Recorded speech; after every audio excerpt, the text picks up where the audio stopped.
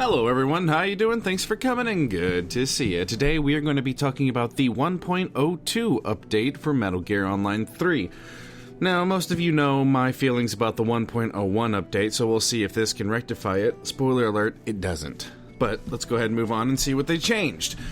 So, there's a whole issue of, or a whole list of bug fixes. I'm not even going to jump into that. Those are pretty standard. They'll be on the screen since the video started, so you can read those. But let's go ahead and jump into host migration.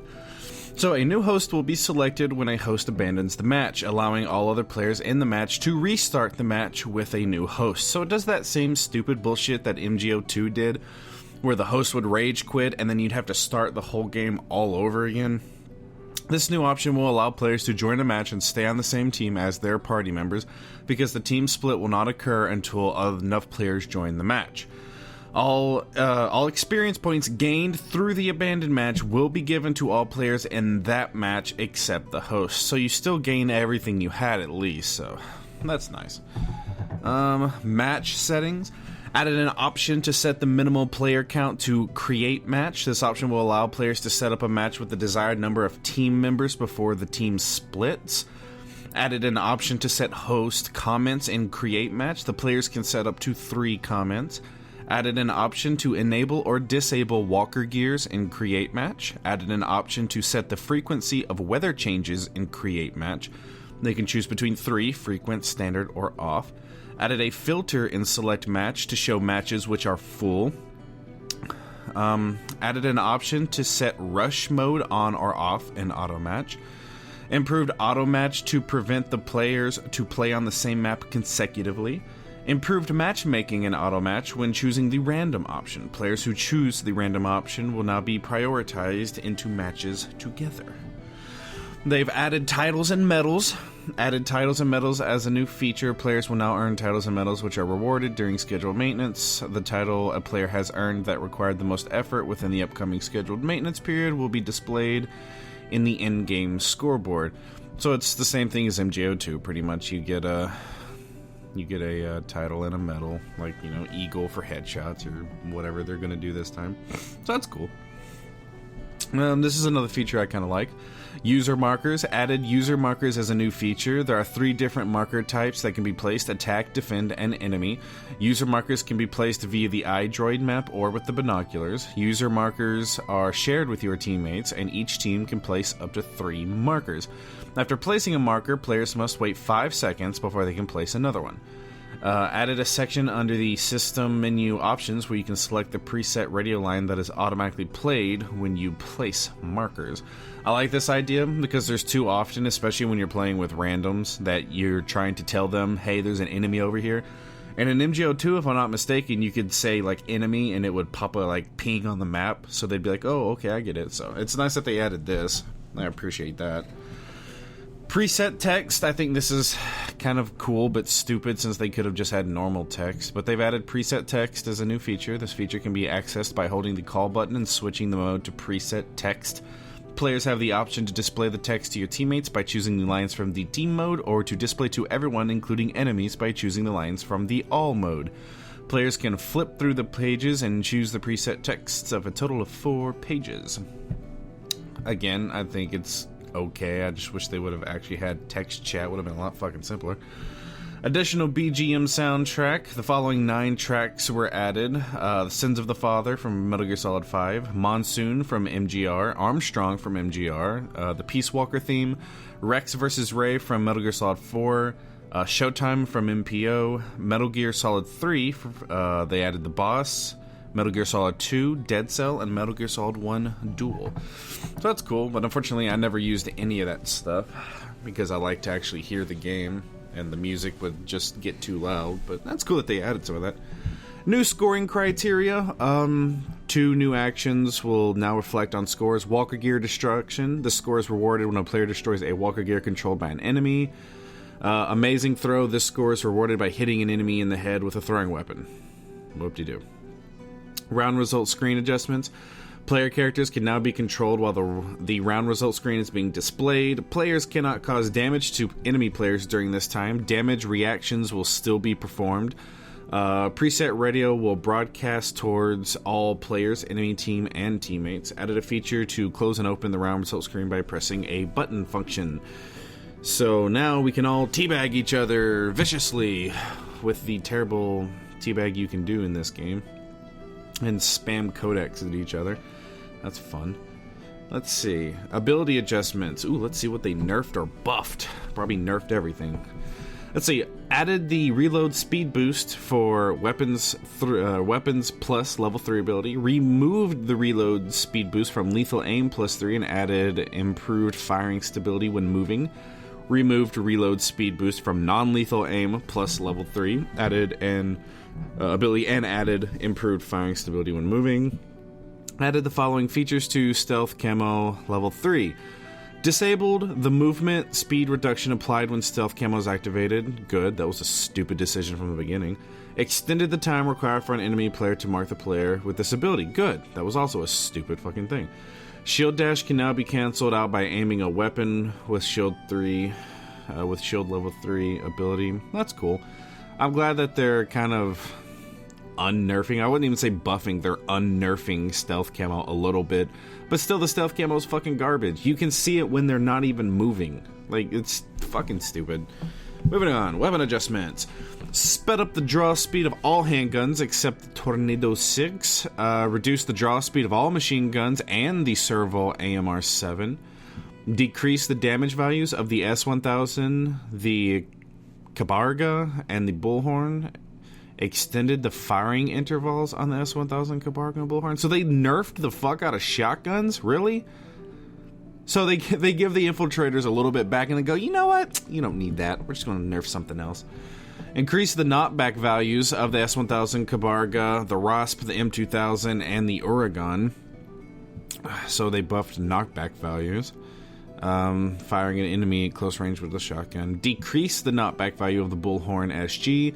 Decrease the damage range on stun grenades. And decrease the flash effect on stun grenades. Well, what the fuck are they supposed to be used for? Really? The flash effect will only generate if the player is taking stun damage or if the explosion happens on camera. Well, that's agreeable. At least that makes fucking sense. Decrease the amount of sway when aiming through a weapon with attachments such as scopes and sights while moving. That's good. Raised the volume of the Fulton Cannon movement speed effect for easier detection. Jesus Christ. Equip the C-Box will now protect players from the effect of the Fulton Cannon. Triggering the Fulton Cannon inside the C-Box will destroy that box. That's cool. I like that. Reduce the effective time on smoke grenades. So they're just nerfing the fuck out of everything. If it does something, nerf it. Let's see, mission adjustments. Significantly increase the time required to recover yourself from stun, tranquilized state as a defender in Cloak and Dagger. Okay, I like that. That's actually pretty awesome. So those fuckers can stay stunned for longer. If more than half of your team commits suicide or stuns/tranquilizes themselves, the team will automatically lose the match as penalty in Cloak and Dagger? What? Was this a thing where people just killing themselves to win? What do you mean they automatically lose if half of them kill themselves? I don't even... You know what? I'm not even going to try. Buddy adjustments. Players can no longer respawn at buddy locations if the buddy is either taking damage or is in an abnormal state. An abnormal state will include stunned and tranquilized state and being CQC choked. Players can no longer use the ERB wormhole to warp to their buddy's location if that buddy is dead. The effect shown during buddy respawn and when using the ERB wormhole will now display red for enemies and blue for allies. I like that.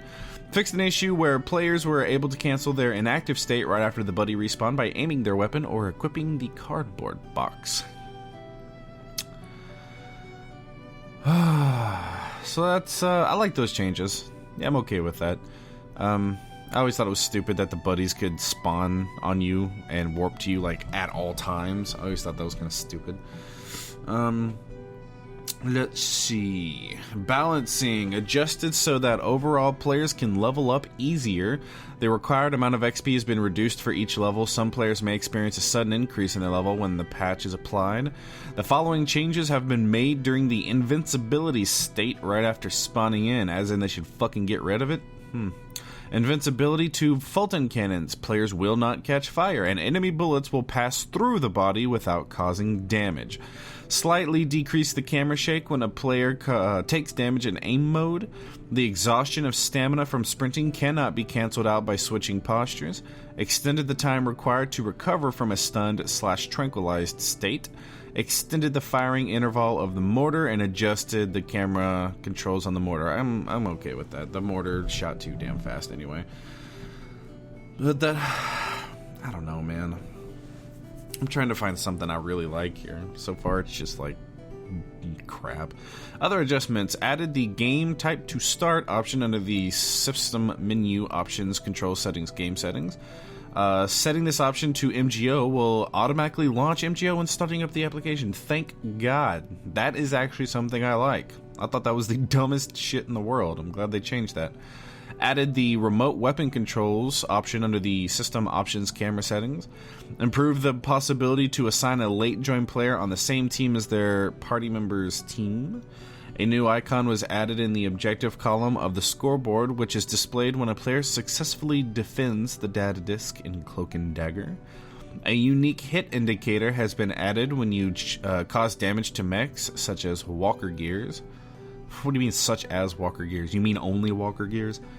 A unique sound effect has been added when you hit the enemy in the head with a throwing weapon. Added MGO credits. Regarding issues not addressed above, we are constantly monitoring your feedback and will continue to make changes and adjustments moving forward. Thank you very much for your continued support of Metal Gear Online. I don't even know what to say about this, man. There is very little to like here.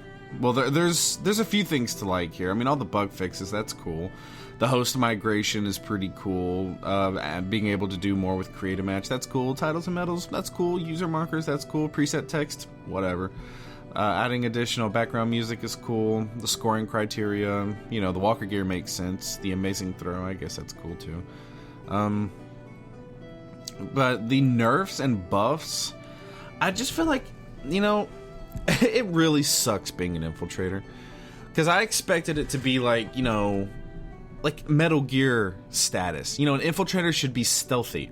I get the health decrease and the stamina decrease. I don't get the stamina decrease. I get the health decrease. It's okay if they kill you instantly, if they can't see you.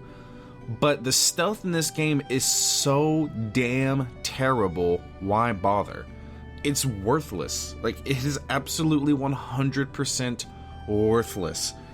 And I remember reading in the 1.01 patch stuff, they were like, oh, the stealth gives them too big of an advantage, so we're nerfing it. Advantage? Seriously? You can see it when they move. If you can't see it, you're fucking blind. It's the easiest goddamn thing to see in the world. It drives me crazy that they give them a special ability and then nerf it because they think it's OP. Like, you want to make them weak as shit? That's cool. Just give them the ability to actually be fucking invisible when laying still. Like, if you're moving, that's okay to be seen. But if you're sitting still, fuck no, you should be 100% invisible except for, like, your shadow or whatever.